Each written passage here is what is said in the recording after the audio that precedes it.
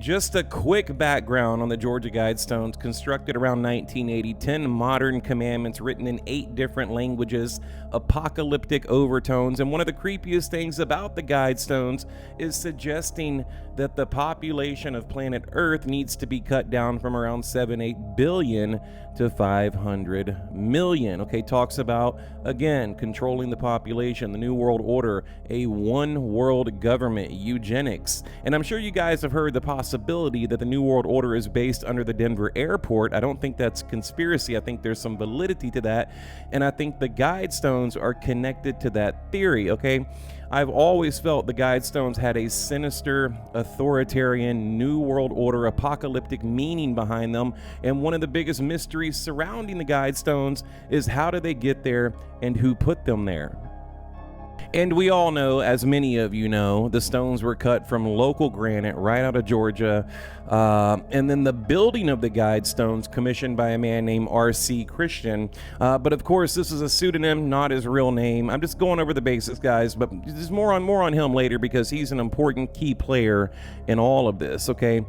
We have the archaeoastronomy, different holes drilled in the granite in order to track the sun, the moon, the stars, even the planets, and the summer solstice. Ancient cultures did this all the time, building these monolithic structures that can track stars and the planet. It's basically a calendar. So, all right, let's get back to where did the Guidestones come from. As I mentioned earlier, a man named R.C. Christian. Now, again, this is a pseudonym, not a real name. This is just the name he was operating under, is one of 2 people that is believed to be responsible for building the Guidestones. And this man wrote a book, okay? And I've read this book online. Wrote a book explaining the true meaning of the Guidestones. And I'm going to play a quick audio clip coming directly from the man behind the Guidestones, so there isn't any doubt whatsoever about the true meaning behind the Guidestones. So let me play this clip. Here we go. His concerns quickly turned to the subject of population control. We live in a time of great peril. Humanity and the proud achievements of its infancy on Earth are in grave danger. Our knowledge has outstripped wisdom. We have controlled disease, but have not regulated our numbers. R.C. Christian went on to express his concerns as a conservationist, and made it clear that the real problems of the environment were the fault of having too many people. As the world enters the last decade of the 20th century, public concern is being directed to environmental pollution, the destruction of tropical forests, the greenhouse effect, and to impending shortages of many ingredients needed for high material living standards. These problems are only symptoms. The basic cause is obvious to most educated people. It is the human overpopulation that is already upon us. Unless and until there is general recognition of the evils of overpopulation, we can make little progress toward building an age of reason. And you heard it for yourself. It's about population control, eugenics, New World Order, one world government, and I'll play more later. But let's get back to the origins of the Guidestones. Okay, so the man operating under the pseudonym went to the bank in 1979 with a lot of money, started working with a bank manager named Wyatt Martin, okay? And this was in Elberton County, Georgia, about 90 miles from Atlanta, if you guys want to look it up. Now, Mr. Martin, Wyatt Martin, is the only person that knows the real identity of the person or persons responsible for building the Guidestones. He said from his research, 500 million people could live on this planet with adequate resources and have a great life. That's where he came up with that figure. Because that was one of the detriments, I'd say, one of the things on the wording that caused so many people to start getting angry, alarmed, afraid of it, was over the wording there of that 500 million people. But he took an oath of secrecy and will never reveal the identity of the original builders. Now, the bank manager Wyatt Martin talked about the New World Order. He says he worked at Granite City Bank and this was the bank that the money went through to build the Guidestones. He said the man that paid for the Guidestones, he's passed away. Okay, the man R.C. Christian, and he wanted to keep him and his group's identity a secret. He said he'll take it to his grave, but I think it's most likely the New World Order, especially if you read the book that I read. Okay, now the banker also talked about plans for expanding the monument and how he helped translate all the different languages, working with the UN. I mean, look, the more you dig, the crazier this gets. Okay, they wanted to put 8 more stones around the Georgia Guidestones in different languages. They wanted to call these 8 stones the moon stones, and they would be positioned following the moon to interact with the moon. And according to the banker, okay, Mr. Martin, the Georgia Guidestones was meant to be some type of pilgrimage meeting point. Like if the world ended, you could meet there in this apocalyptic event with a new set of rules. New set of global rules, a calendar, a clock, and basically the start just to start the human race over on planet Earth. And you have to remember, okay, this was built back in 1980 during the Cold War between America and Russia and the threat of a nuclear war. So there's a lot of working theories on what the Guidestones actually mean, but some believe that the monument was built out of fear that the world was going to end or nearly end due to a catastrophic global war. But after reading R.C. Christian's book, it sounded like they wanted to depopulate the planet.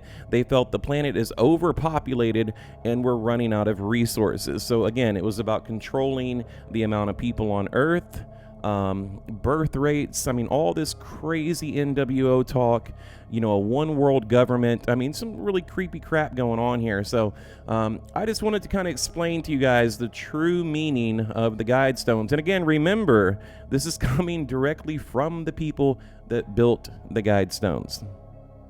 Okay, so moving forward, take note of how many cameras are monitoring the Georgia Guidestones at any given time. 1, 2, 3, 4, right there. Here's another 1, 2, 5, 6. Okay, now the land, according to the original funders and the people that built the Guidestone, they wanted the land to go to the county that the Guidestones were built on, and they wanted to give the cattle grazing rights. Okay, so the Guidestones were built on a high point of land, and they didn't want any grass around it and things like that. So just all these little odd details. Now, here's the video right here, and I noticed a few things. Okay, number one, there's a lot of edits in this video for having 7 to 9 cameras in the immediate vicinity, all monitored by the police department right there in Georgia. So why haven't we seen more footage, more video?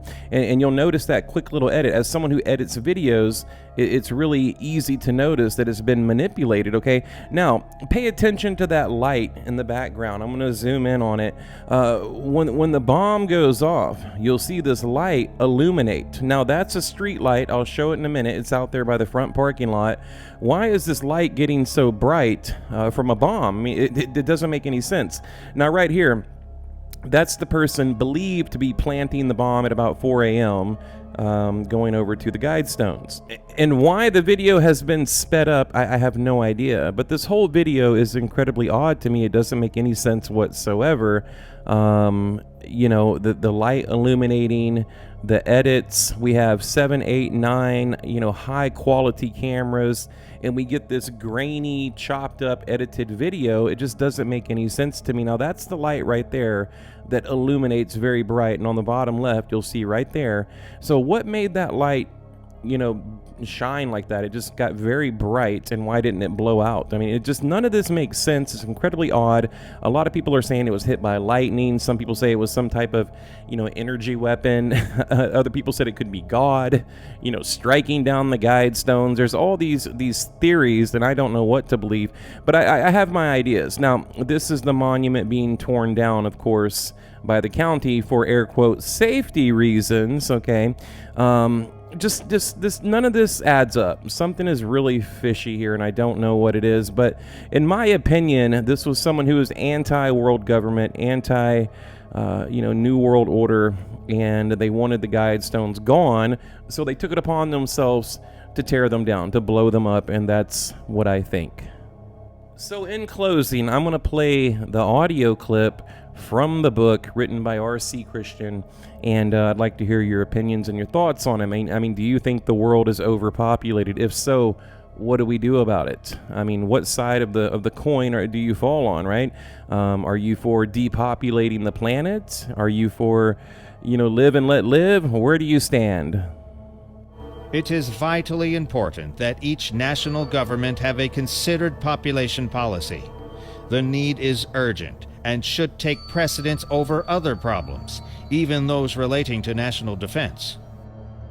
Overcrowding human beings in conditions of squalor and ignorance is dehumanizing. It is an evil which must not be tolerated. Population control. We live in a time of great peril. Humanity and the proud achievements of its infancy on Earth are in grave danger. Our knowledge has outstripped wisdom. We have controlled disease, but have not regulated our numbers. He would explain the Guidestones further in a book titled Common Sense Renewed, published under the name Robert Christian. The book was reportedly sent to every member of the U.S. Congress, as well as to several thousand political officials and shapers of public opinion throughout the world. He said from his research, 500 million people could live on this planet with adequate resources and have a great life. A few generations of single-child families will make possible dramatic improvements in living standards. Excesses in childbearing often result in degradation and poverty. A reduction in total numbers is essential to maximizing the potential of every